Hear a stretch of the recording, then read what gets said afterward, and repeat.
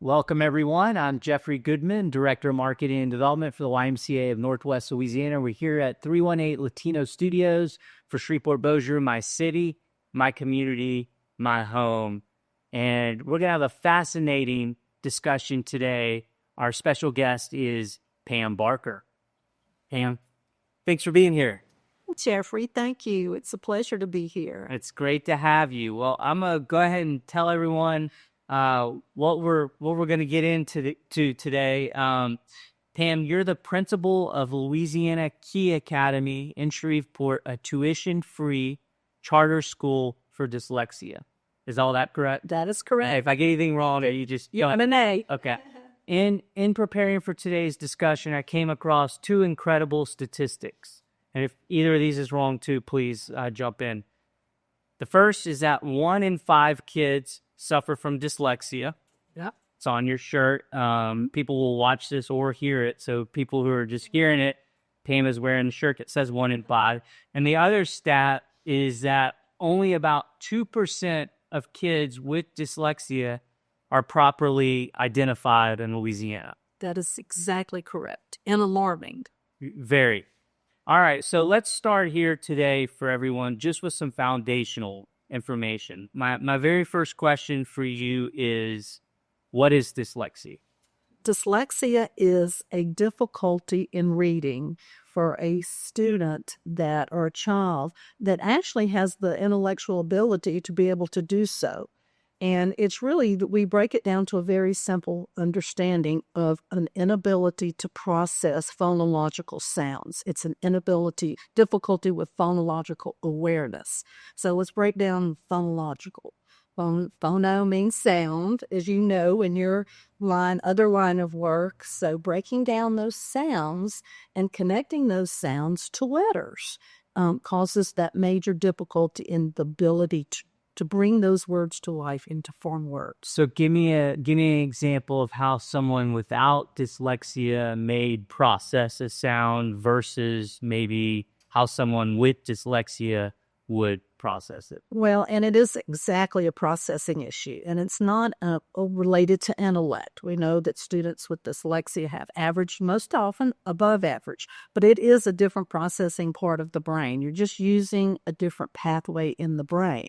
So a child with dyslexia and that difficulty with phonological awareness and processing has a difficulty taking that letter, looking at that letter, and processing and recognizing that that letter B says ba, quite simply. And that's what we teach. We teach connecting those letters. We use all kind of specialized curriculum, but connecting those letters, associating letters and sounds, taking those letters and sounds, decoding them, sounding them out to form words.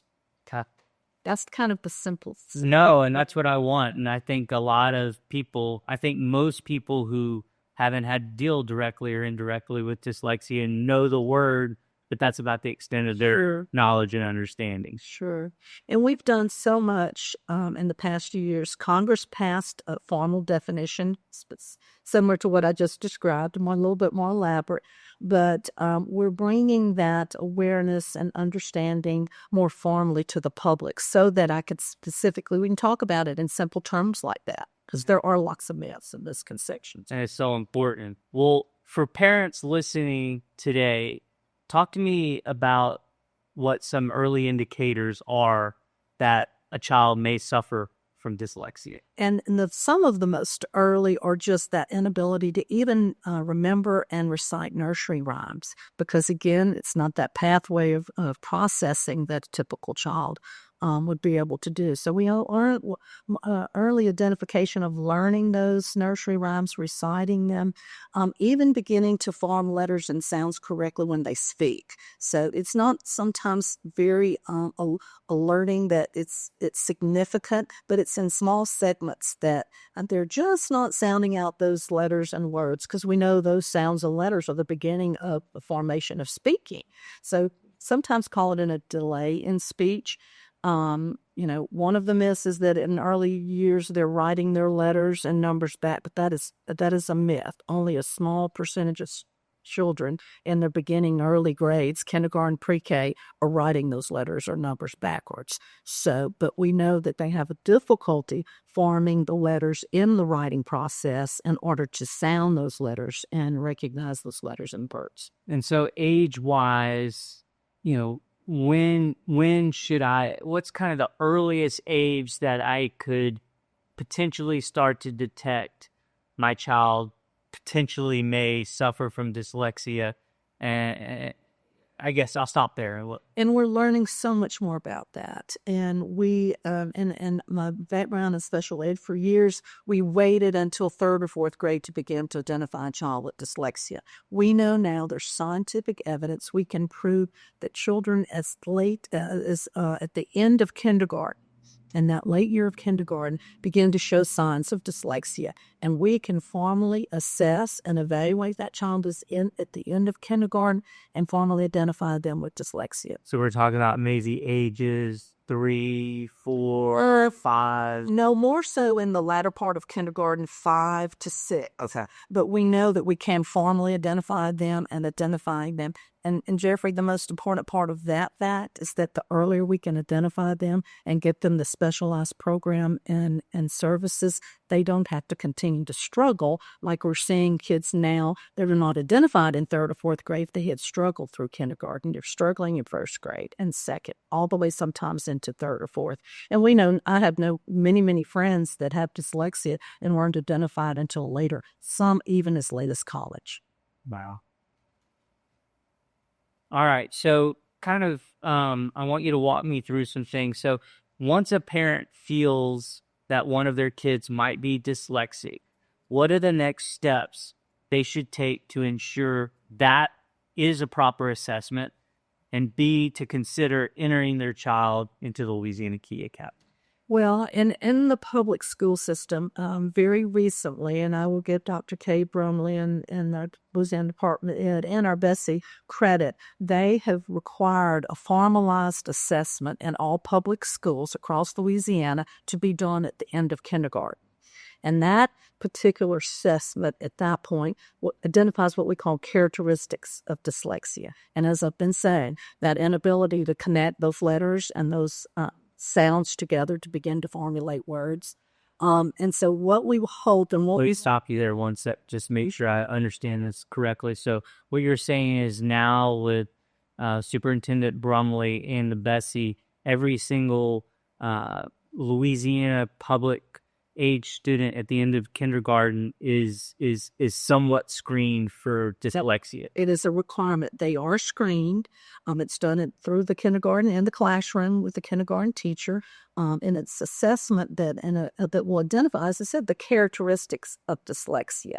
Now, what that is supposed to prompt is a very specific alert, which I was mentioning. We want to alert parents to see that. And so many times parents have been told through the school system or even in a pre-K, just wait and even sometimes they'll say such things as, well, you have not worked with them at home or you've not read, and that's absolutely false. So having this identification in kindergarten gives us a level of understanding that that child is identified with characteristics of dyslexia. And then what we hope to happen is that we're moving forward then with a formal evaluation. And of course, the earlier we can get those resources in that first grade and in the specialized instruction and curriculum, then the less that child will ever struggle. And they have what we call the tools of life for reading. Tools. And so what do they do? Let's say, correct me if I say any of this incorrectly, but let's say a parent is notified at the end of kindergarten that their child was screened as showing some signs of dyslexia. They report that back to the parent. The parent then has to make a determination of, this is something I agree with and believe, and I'm going to pursue it. And if they make that decision that I agree that this is a potential situation for my child, what is the next step then that you suggest that they take? Thank you. Because what we're seeing, unfortunately, and I'll try not to use a lot of negative connotations with this description, but what we're seeing, unfortunately, in the public school system is that we're being counselors and teachers are being told, and parents, to wait and let's see another year or two how this child progresses. And what should happen is that formal evaluation, then with a very structured, specialized curriculum and instruction in those early grades. And again, unfortunately, we're not seeing a structured 90-minute or specific literacy program, phonetic-based program in those early grades intensively for kids with dyslexia. Many times the evaluations are not occurring to third or fourth grade. So again, the early we can identify, provide that specialized curriculum and instruction in a structured small group setting, then that child has the support needed to become an avid reader. But from the perspective, just make sure I get this right, from the perspective of Louisiana Key Academy, what you would like to see in an ideal world is any kid that is identified by Louisiana as a potential candidate for dyslexia services to then contact you, receive this evaluation, and then make a determination of should I leave the public school system and come to Louisiana Key Academy or not? Is that kind of... That is correct. And that leads me into the conversation that I always love to have with anyone and everyone that will listen, Jeffrey, is that what's the need? I'm asked a lot of times, what is the specific need? Why do we even need a school like LKA? So that leads me into what really sets us apart. And one of the things we begin with, we have our own sister company, the Dyslexia Resource Center in Baton Rouge, that conducts specific individual evaluations for kids with dyslexia, beginning at the end of kindergarten. And then we give them a full comprehensive intellectual evaluation. We can identify those areas in specific. We do specific testing just to identify that child has dyslexia. So then moving forward, we know that child has the specific difficulty, and we can assess and then evaluate and then determine and create an individualized plan for that child. And we do that very, very early. That's not being done in the public school system. And then one of the other things that sets Louisiana Key apart from other schools that most schools cannot provide is 90 minutes in a structured literacy academic language program. 90 minutes every day, 5 days a week, taught by what we call a certified academic language therapist. And we currently have 5 academic language therapists at LKA. We're training 3 more that will be ready in February. And unfortunately, the public school system doesn't have the resources or the ability to train academic language therapists and have 8 at one particular school. So we have that specialized curriculum, we have trained teachers, and everything that we do, even in the other subjects, even in math, science, and social studies, is all related to that specialized instruction that we know is needed for kids with dyslexia.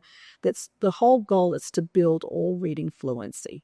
So we're able to use those tools and that specific curriculum and training in every subject in math, science, and social studies. Still say that more again. All reading fluency. That is the ultimate goal for our children. Oral. All reading fluency. So they're reading orally, they're reading fluently, and they're able to comprehend. And Jeffrey, I say this, and I hope I'll get to say it again. It's building that phonemic awareness and those skills needed for decoding, sounding out those words. And then once they do that, we see such change in their level of confidence. They love being at school. And we talk about instill a love for learning, but it truly is part of our mission. And students that have struggled, those that we get in the later years, Jeffrey, they struggle so much. Their self-esteem is low. Many of them have not even wanted to be in school. So we're rebuilding that level of confidence, giving that academic toolbox and that phonemic, all of those phonemic skills, so they love learning again. And again, if we're getting them in the early grades, they've not had that level of defeat for many years before and frustration. Let me just clarify for everyone. So aside from the specialized education that students at Louisiana Key Academy are receiving, these evaluations that you offer from your sister company, those are at no cost. Is that No cost. And then again, I said it in the beginning, but Louisiana Key Academy tuition also is at no cost. See, but Okay. So I think that's very important to everyone that's listening to this, starting to kind of explore whether this is the correct fit for you. Both to receive an evaluation on the front end is at no cost, and then to become a student at Louisiana Key Academy also is at no cost. absolutely. And we serve students across all in the Northwest region. And one of the things that we pride ourselves on as well is that we're really here to support those parents and those students that are struggling. And in most cases, these children that come to us, those parents have recognized some of those early signs. But even if the child's not identified with dyslexia, we want to provide other support and resources. We want parents to understand not only what dyslexia means, but any other challenges and difficulties as to why that child may have that. So that full comprehensive evaluation is vitally important, even if that child's not identified with dyslexia, but most importantly, if they are. And correct me if I'm wrong, the way I process this when I'm trying to understand, well, why would these kids who have dyslexia be frustrating? Like, I kind of equate it to, I'm getting older, my sight and my hearing are slightly fading. And so, to have dyslexia to me kind of feels like, I'm trying to learn in a language that I haven't been taught. And so it's very aggravating because I'm being presented material that I can't decode or understand in a way that people without this situation Right. or experience. Right. Is that Absolutely true. And I think one of the things that we fail to recognize sometimes, and I try to share this with parents as often as I can, is that people with dyslexia have this huge sea of strengths. So we often fail to recognize that. And really, parents, once I start talking with parents and I said, well, do they have great reasoning skills, and they can sometimes memorize and remember things. And that's kind of one of the things I'll say at the early age when parents are working with reading and reading to their children in the early years. They learn to memorize those words, and they learn to memorize passages in those books. So parents sometimes fail to recognize that they're not really reading and decoding. So they're very, very smart. And at early age, they can learn to look at the shapes of words and memorize those words. Their concept formation, they're very, very creative. Many people, we have so many famous people with dyslexia. Many engineers, mathematicians, but we at Louisiana Key Academy love to recognize those individuals' sea of strengths, and we use that in part of the process of how we're teaching them. So we accentuate those strengths, and those weaknesses disappear. Love it. All right, and we grazed this a little bit, but I want to go there a little bit more deeply. So it's clear we don't identify dyslexia enough in our kids, and that if we do, we often identify it far later than we should. Thank you. So what are some consequences, in addition to what we've talked about, what are some consequences of not identifying dyslexia early? Well, one of the earliest that we see is early dropout rate. And we know that the earlier those students are given those skills and given that confidence, I call it a toolbox that's going to carry with them forever. But their self-esteem changes, their whole trajectory of life changes. But one of the other alarming statistics, and I think you might know some of this, but an enormous part of our prison population, over 50% in Louisiana. Texas did a complete survey of all of their prisons, the system in Texas, and just a couple years ago, and over 60%, Jeffrey, of that prison population. So it is Are dyslexic, which is incredible. So it impacts every part of our of our being, and it's just an injustice that we have the knowledge, we have scientific evidence now, Jeffrey. And Dr. Cassidy early on partnered with the Yale Center for Dyslexia and Creativity. And there were two physicians there. They happened to be married, Dr. Sally and Bennett Shaywitz. And they have been doing research for 30 years, specifically on dyslexia. So we have the research, we have the information, even so much that they're using MRIs now to look at the pathway of that brain, because we know dyslexic students just use a different part of the brain that instead of the frontal lobe. So we have so much current knowledge and research, not just with the laws even, but it's imperative that we come together and we utilize all that information and we put those resources together publicly in our schools and our community, and that would change the whole trajectory of these kids' lives. Yeah, it'd be like, and these are stupid analogies, but they're the first thing that comes up.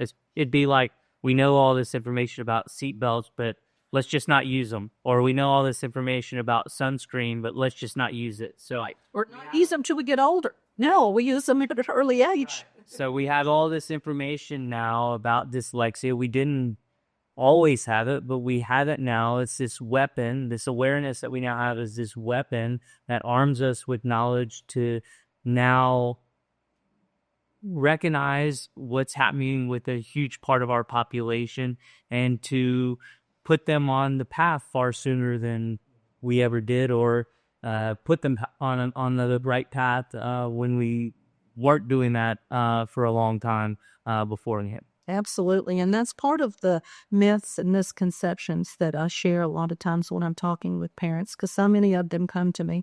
And as I mentioned earlier, they feel like it's something that they have failed to do as a parent, which is absolutely not true. Dyslexia has no social barriers whatsoever. We are learning it's not more prominent in males or females. It certainly has it's not a black, white, or Hispanic issue whatsoever. It's not genetic. It is genetic. It is genetic. We are learning more so about that. It is genetic, and that's a great point. But again, and it's not the letter reversals, but it is, we know something now that if we have a general understanding of that phonological awareness and what that really means, and detecting that early in those children, that we can give parents more of an understanding and they're not feeling as though that they have failed. And so that's that early key to detection and awareness, and getting the tools of the trade can just it will life. It is life and life-giving. And I also always want, like you said, we talked about, it's a community issue now. It's a societal issue. We're doing an injustice within our the families and communities if we're not doing these things. And again, we hit on this a little bit, but, lay out both some similarities and differences between Louisiana Key Academy, and I'm going to use this word very informally, quote unquote, regular schools. So just, what is a student going to experience at Louisiana Key Academy that's very similar, maybe identical to what they're going to experience in Caddo schools? And then what's going to be quite different from what their experience would be if they were in Caddo schools? Certainly. In the structured language arts, this formalized literacy program and curriculum that is designed just for kids with dyslexia. I mentioned the Yale Center for Dyslexia and Creativity. They're still partners with us. There is a national organization that with ours, International Multisensory Language Association, have partnered with us. And so all of the curriculum that we have been using for years, we know is that scientific literacy specifically designed for kids with dyslexia. A typical classroom where a child who's bright with dyslexia is not working in that specific phonics space, and certainly not in a 90-minute instructional small group.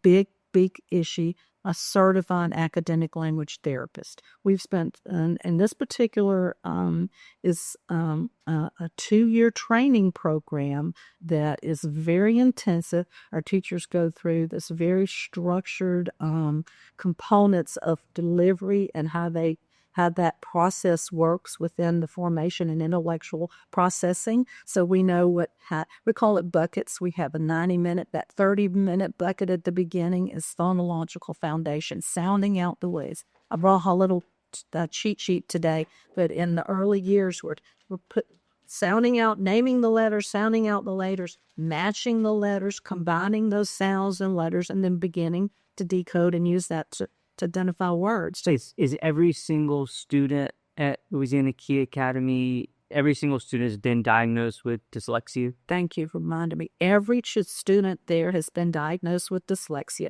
Even if they come to us with a previous evaluation, we still complete that formalized, and it's specifically to identify those issues and identify that child has dyslexia with those characteristics that we discussed. So we know that coming in. We're now 1st through 6th grade.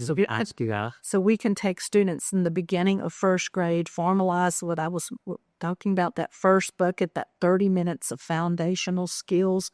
And then the next part of that is taking those letters and those sounds and putting them, as I said, decoding. And so we're teaching children how to take that B, and that we talk about vowels and consonants and syllables very, very early. That's not something that has to begin in 3rd or 4th grade like it is in most public schools. I know it's kind of a silly question, but someone doesn't have to start with you to be a part of you. Meaning, if we don't realize our child has dyslexia until they're in 3rd grade, we can come to you in 3rd grade. We can come to you in 4th grade. We come to you in 6th grade. Absolutely. Absolutely. Now, our ultimate goal as we progress, we would hope that the earlier we can get these shorter, and guess what, Jeffrey? The less they have to stay with us. And then they can go on to regular schools, magnet programs, because they're so bright, and lead normal and healthy and enjoy life. Enjoy the pleasure of reading. The early we can get them, but I absolutely will take them. We currently have slots almost at every grade.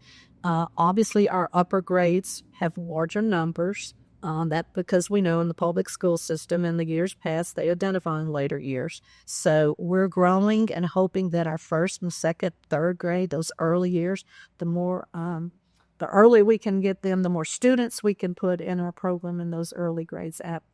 Absolutely, they'll be more successful. And as I said, less challenges in those early years. And you're just in your 3rd year in Shreveport. So, I mean, to me, it would make a lot of sense, I would imagine, as awareness around Louisiana Key Academy grows locally, as the stigma around dyslexia declines and reduces because the awareness has grown, I would think early detection would increase. You would see more students each year in those earlier years because we're all doing a better job raising our children moving forward. Absolutely. And guess what? So many other parts of our community, as we talked about, less crime, significant scoring in our school system. So it's a win-win in so many multiple ways. And we do, I want to say, as Louisiana Key Academy, we're Type 2 charter, but we're a public school. So we're formally required we complete all statewide mandates, we complete all statewide testing, the LEAP test, and all. We're not exempt in any way, Jeffrey, from any of the state regulations or the federal regulations or any of those things. In fact, and kind of overcompensate because we are so specifically focused on those interventions and those strategies that we know the federal law requires, state law requires. So we're adhering to all of those and even more. And aside from that, what are other similarities between the daily experience at Louisiana Key Academy and the daily experience someone in Caddo schools would have? Do you have PE? Do you have science? Do you have a similar social experience? Are there, so talk to me a little bit about talking about that. And I'll start with adding 6th grade this year. And of course, we have been, in the previous years, we did have kindergarten, and we've learned that now that there's so much information on identifying in the kindergarten, we've moved to 1st, and this year 1st through 6th. And adding 6th grade this year has been such a joy for us because many of our 6th graders came to us 2 years ago. So we've seen this transition.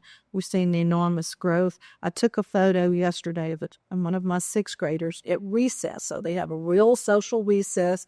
They change classes in the sixth grade, just like a middle school. We're trying to give them a true middle school experience. So it's kind of been fun to watch them, especially students from me that I saw from the very beginning. And I had a child, one of our first students that we identified over 2 years ago, that came to us. And actually 3 summers ago, that came to us so despondent and discouraged. The mother had taken her out of public school and was homeschooling her. The child's self-esteem, she could not read. She was truly despondent and hated reading. And I took a picture of her at recess yesterday, sitting on the sidewalk with a 6th grade level novel. And that was how she was using her recess time. And it was kind of a cooler day in temperature. But we want our children, we have art and PE.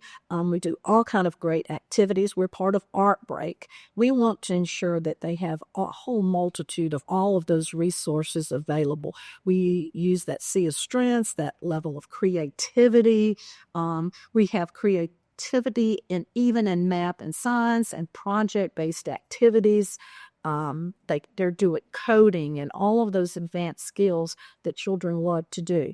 The more manipulatives, the more hands-on, the more interactive activities, not only do they learn well, but guess what? They're loving learning again. They're enjoying being there. And early on, we realized many of the students in that first year would say to me, Miss Barker, all of the kids here are like me.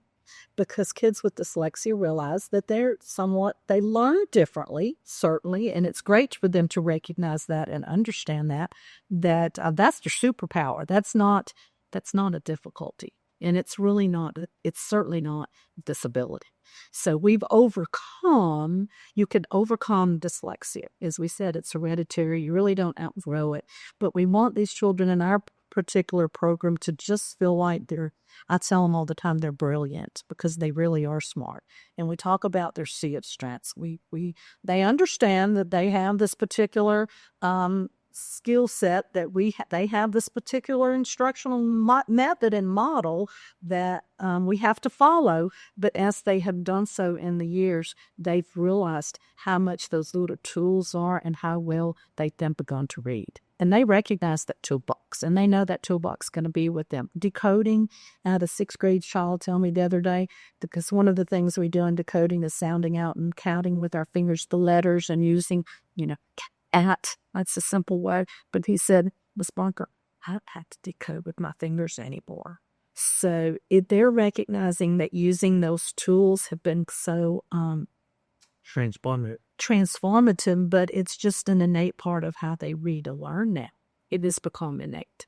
Yeah, so important. Well, Pam, those are my set questions for you today. As I told you, if there's anything else at all before we leave today, I do want to tell people where they can go to find your website, where they can go to find Louisiana Key Academy Shreveport. There are 3 Louisiana Key Academies, if I'm not mistaken, currently soon to be a 4th. The first was in Baton Rouge, the second was in Covington, the third was here in Shreveport, and there'll soon be one in New Orleans. But before we tell people how to gather more information, how to come see the school, which is, for those of you who are from here, is the old Arthur Circle, located in the Broadmoor neighborhood. Is there anything else that we should tell people? That we're just here as a resource in any way. Call us. I always do Tuesday tours. I love talking about the story. I love talking about the success of what we've done. We'll answer any questions. I have a box of Kleenex. There's many times that I cry with parents because I know they are discouraged and frustrated. So we want to be a resource in this community, not just for understanding how we can serve in the school, but understanding really the concepts of dyslexia. It impacts the family. and in their home life. I had parents tell me before Louisiana Key Academy, we would spend 3 and 4 hours of homework every night. So I want parents to understand there is a resource out there specifically to understand. As I said, we evaluate, we will support it anyway. And then as far as the community, I want to be a resource. There are so many people, Jeffrey, that still don't even know we exist. That we are a formalized, very successful. Our data indicates enormous success of what this curriculum has done for our students. So the more we can get that word out and share we call it our success stories, I feel like the more people are understanding and not only sharing it for a personal interest, but for someone else that they may know. And so I love to speak at any organization, any event. I'm kind of passionate about this a little bit. It's been something I've been in special ed for over 30 years. It's been one of my mission fields for many years. I've unfortunately observed, the inability of us to formally identify kids with dyslexia like we should. So I've been on this platform. I was honored several years ago with Philip Roseman and Dr. Wayne Brown when they were working to bring Louisiana Key. And Dr. Roseman knew I was kind of invested in this. So there's a group of us in this community that are so excited to have this program. We just want everyone else to know about it. Yeah, me too. Well, tell people you have a website. Yes. Tell people the best way, after they hear this, the best way to kind of take the next step to going even deeper in gathering information and Absolutely doing their research. And it's lkaschools.com, Louisiana Key Academy. There's a full website. It's in a very informative website. It talks about all the different schools. You can go specifically and look at Caddo schools, and it gives you information about that. It talks about a dyslexia resource center and that process. They're located in Baton Rouge, but we do have evaluators that will travel here and conduct those evaluations on our campus. They are welcome to call the school, and it's 318-752-6257. And if you're in just a dire emergency and you want to drop by, I assure you someone will be there to support you. I love to do Tuesday tours. I love to showcase. I heard you love to do Tuesday tours, but the rumor out there is that you'll do a tour. Absolutely. Absolutely. I love to showcase those 90-minute structured language arts classes and what's happening with those six students in that classroom, because it's such an interactive process, an engaging process for them. You can immediately see that specialized structure that happens with that literacy and the fluency part, and you can see students feeling confident. You can see that the moment you walk in there. I love it. Well, Pam, I think what you're doing is critically important. I think you guys are a gem in this community. I'm so glad you're here, and hopefully we can do our very tiny part here just with continuing the awareness around your great work. Well, and thank you for all that you're doing for the community in so many ways. And thank you so much for the opportunity to be here. I love talking about LKA. I loved having you. Thanks so much. Thank you, dear.